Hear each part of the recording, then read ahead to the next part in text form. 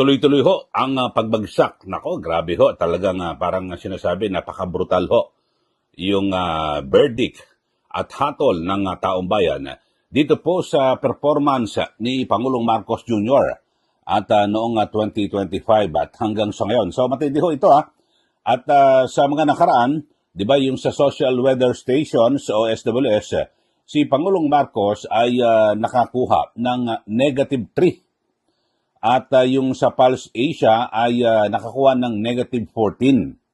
So ito ho, may bago hong survey at na kung saan ito hong inilabas ng end of year survey ng Publicus Asia.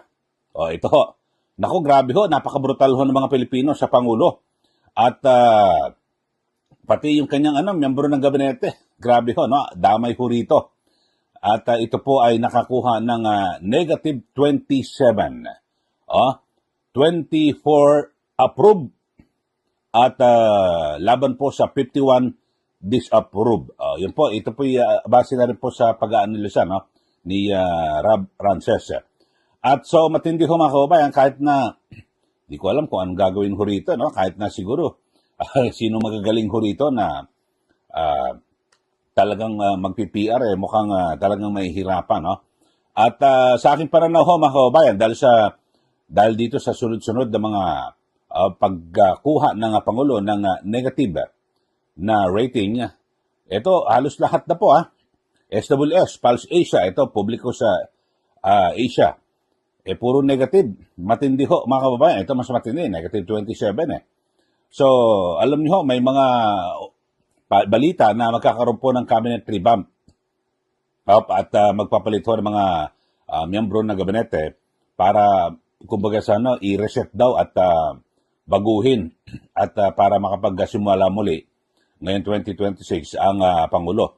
Pero alam niyo ho, sa aking pananaw lang ho mga kababayan, sa loob po ng aking 35 taon sa media, mainstream media ho, nagsusulat ako sa dyaryo, may column ho ako, at sa radyo ho, ay talagang makang mahihirapan na kahit na mag-cabinet revamp ka buwan-buwan at kumuha ka ng mas magagaling na tao, sabihin mo, napakataas ng kredibilidad. Kasi ang pinakatimon ho rito, yung mismong Pangulo, mga kababayan. Kaya dapat sa kanya ho mismo unang mabago yung kanyang, yung uri at kanyang diskarte o ng pamamahala dito po sa ating gobyerno. So napakarami ho mga kababayan, di po ba? At so ito hong binabanggit ho ng Pulse Asia, talagang makikita nyo, hindi lang basta't talagang tiwala, yung sa performance, pati yung tiwala ho mga kababayan, apektado. Dito po sa kay Pangulong Marcos Jr.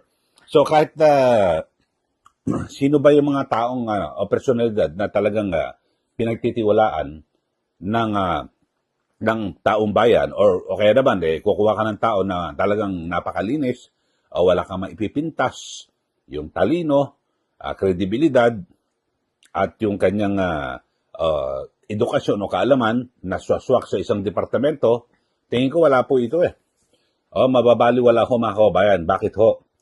Kasi parang sa isang para sa isang team lang ho yan di ba mga kababayan? Na kung saan, di ba may mga, alam ba sa NBA na lang or sa PBA, meron pong, sa basketball sample lang ho ito alam ba, may team o koponan na ang gagaling ho ng mga players. Pero bakit hindi sila mag-champion? May mga ganon. At ang gagawin ho, talagang bubusisiin, yung problema pala ang coach. Doon pala ang problema. Kaya ibang team o koponan, nagpapalito ng coach. Tapos biglang pagkapalit ng coach, di ba, biglang magcha-champion na yung team.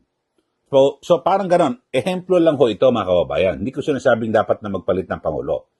Pero siguro, halimbawa, meron namang pagkakataon na, halimbawa, ang isang coach, parang mali. Yung kanyang diskarte, baguhin. Di ba? Yung formula, ayusin. At, di ba, yung game plan, ayusin. Ang gagaling ng mga player So, baka hindi na isa-shuffle ng maayos or kung ano man. o yung kanyang mismong attitude sa mga players o kung ano man sa lahat, pwedeng baguhin. Sample lang ho ito, na ang ibig kong sabihin, kung ang Pangulo ang may mali, kahit na magbago ka ng mga miyembro ng gabinete, o kahit na kung sino-sino pang kunin mo, na mga sikat at talagang na pinagkakatiwalaan ng taong bayan, wala rin po ito. Dahil sa nasa Pangulo po ang problema. Di po ba? Ito, ang pinagabasihan ko lang naman ay ito hong yung resulta ng survey. Magkakasunod po ito yung sa SWS, mga kababayan, tapos yung sa Pulse Asia. Tapos ngayon yung sa Publicus Asia. So napakatindi ho mga kababayan, di po ba? Ang nangyayari dito po sa rating, trust at performance ni Pangulong Marcos Jr. So tatlong survey na ito. So palagay ko naman sa tatlong ito may tatama. Pero sa aking pananaw ho, mga kababayan, lahat po ito. At napatunayan na nila yung kanilang kredibilidad na talagang kasi may science rito sa kanilang ginagawang pagsusurvey. So, yun po, negative 27, ito ho on the overall performance ng Cabinet of President Bongbong Marcos Jr. So, dito ho, ang matindi ho rito. So, kung ang gabinete ay nagne-negative ho, mga kababayan, anong problema? The problem is the president. Ayun po. So, parang kumbaga sa ito may binabanggit nga, kahit na mag-reshuffle ka ng mga kalihim, but kung ang mga miyembro ng gabinete ay kanilang mamanahin ito hong deficit o napakalaking kakulangan ng Pangulo at siyempre lahat po yung tiwala, wala pong mangyayari. So, napakatindi ho nito, mga kababayan. Dito ho ay, may binabanggit naman ho ang Malacanang. At siyempre, sa ngalan po ng patas na pamamahayag, kunan natin para ituloy ho natin ang komentaryo. Kasi merong latest na interview, ito pong si Palace Press Officer Claire Castro, na kung saan ay kanyang binabanggit na magsisilbing gabay raw po ito ng Malacanang, yung itong mga survey na ito. Panoorin ho natin at para ipagpatuloy ho natin yung ating diskusyon. Ito po si Palace Press Officer Claire Castro. So ito pong bumababang trust and performance ratings naman po, is the President worried? Sa ngayon po, Ms. Corina, totoo po na mga ratings, mga survey ratings, yan po ay nagiging gabay para sa gobyerno para alamin pa po kung ano nagiging sanhi ng problema. Pero ang Pangulo po, sabi nga po natin, bumaba ang ratings, patuloy po ang pagtatrabaho at marami pa po siyang programang gagawin para sa taong bayan. So, hindi po siya magpapapigil, hindi po siya kumbaga hindi siya maapektuhan, apektado in a way na dapat malaman kung anong mali. Pero para po sabihin na apektado at madiskaril ang kanyang diskarte at direksyon para sa taong bayan, hindi po siya yung kanyang diskarte po ay hindi matitinag, hindi madidiskaril, hindi mapapahinto ang kanyang entusiasm sa pagtatrabaho po. Yun po ang pahayag ni Yusek Claire Castro. So, ulitin lang ho natin yung ating diskusyon at di ba, yung kanina binabanggit ho natin na yung sa social weather stations ay negative 3 si Pangulo Marcos Jr. at itong negative 14 sa Pulse Asia. Tapos ngayon ay nakumpirma ito na yung kanyang buong administrasyon. Kasi ito, yung miyembro ng gabinete ay negative 27 ang nakuha. Ibig sabihin talagang lahat to wala sablay po. Base po ito sa paniniwala at pananaw ng nakararami, mga kababayan. Negative 27. Itong mga miyembro ng gabinete. So, overall performance ng gabinete o ng administrasyon mismo ni Pangulong Marcos Jr. So, napakatindi ho, di po ba, ang nangyayari dito. So, anong dapat na gawin? Ako sa aking pananaw ho, mga kababayan, at siyempre ito bilang komentarista po ako sa radyo, yung aking pananaw, opinion ho rito, isa po, hindi ho ito solusyon yung cabinet revamp. Wala ho yan.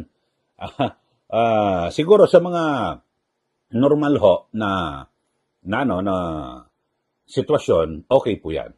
Pero sabi po ni Yusek Claire Castro, magsisilbing gabay at hindi raw magpapaapekto ang Pangulo dito po sa mga survey na ito.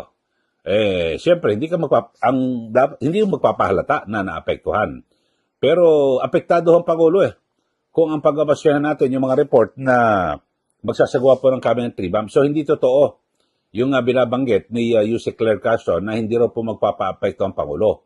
Apektado ho at worried at siyempre nag-aalala. Maaring humingi po yan ng mga suwestyon at ang ibinigay na suwestyon, boss, mag-cabinet revamp ka para parang bagong bihis. Pero kahit na anong bihis ang gawin mo sa gabinete, ang problema sa Pangulo, di po ba? So, dapat ang gawin, boss, ano ba problema natin? Ito, dapat ayusin mo.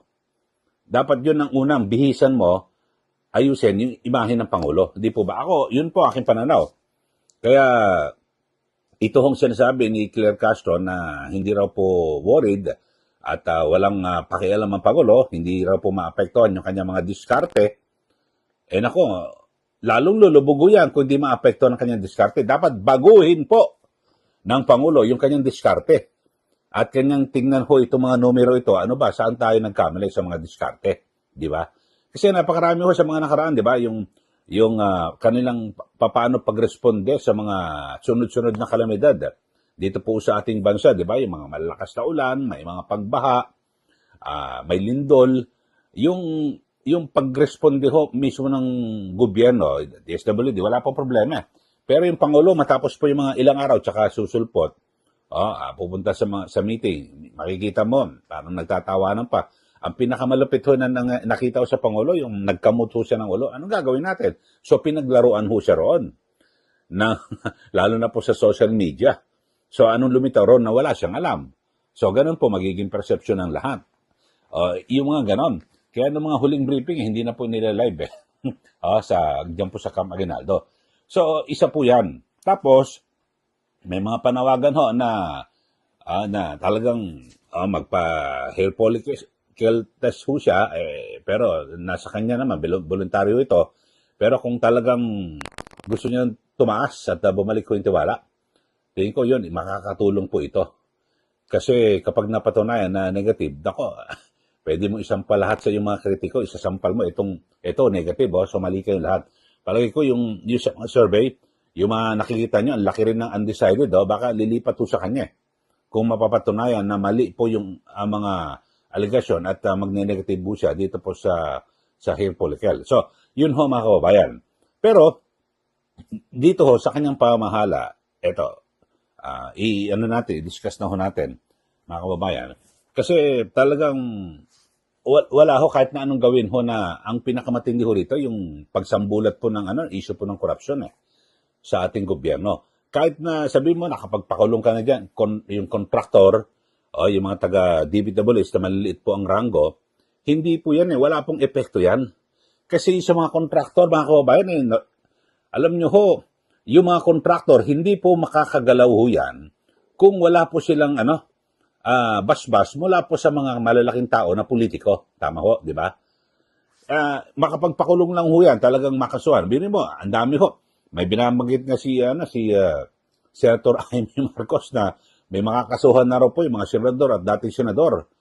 Pero wala ho si dating Speaker Martin Romualdez.